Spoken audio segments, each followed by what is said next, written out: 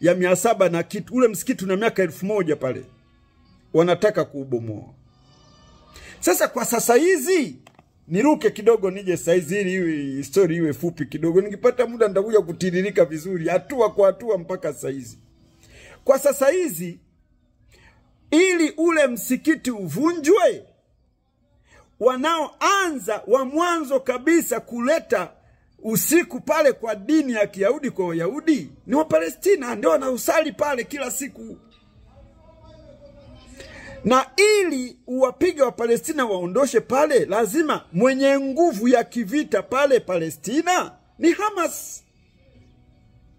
Kwa hiyo wanaanza kuipiga Hamas. Wakiondosha Hamasi, wanaipiga Hizbullah. Iko Lebanoni pale. Wakimaliza Hizbullah, wanakwenda Irani, wanabidi wampige Mshia. Wakimaliza kumpiga Mshia, wanakwenda kumpiga Afghanistan. Hao ndio wanaume.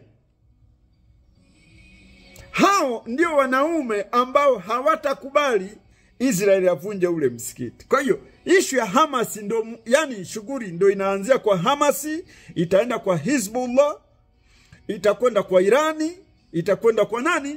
Kwa Afghanistan. Hapo ninazungumza, wengine mataifa mengine ya Kiislamu yataingia humo, kila mtu kwa atakavyoamua kuingia ataingia hapo. Lakini mpango sio Hamas kuwapiga wa Palestina.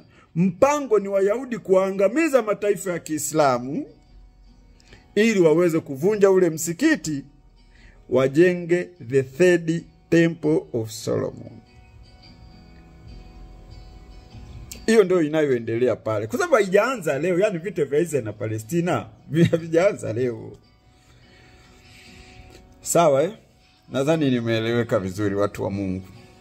Kwa taarifa tu ni kwamba sio Waislamu wanaopigwa pale, hata Wakristo wanaokataa imani ya Kiyahudi mtauawa. Ndio maana Urusi ni Mkristo anayejua kwamba hawa wakimaliza Waislamu wanapenda kupiga na kuangamiza Wakristo wote, kwa sababu vita vya kwanza vya dunia kuna kitu kinaitwa Crimea War, kuna kitu kinaitwa Bolshevik Revolution. Wakristo wale Wakristo kweli kwenye Bolshevik Revolution waliuawa, waliteswa. Yani hawa jamaa walianza na Wakristo kabla hawajawapiga Waislamu. Mara hii wanaanza na Waislamu, wakimaliza watamalizana na nyinyi Wakristo msiokuwa na macho.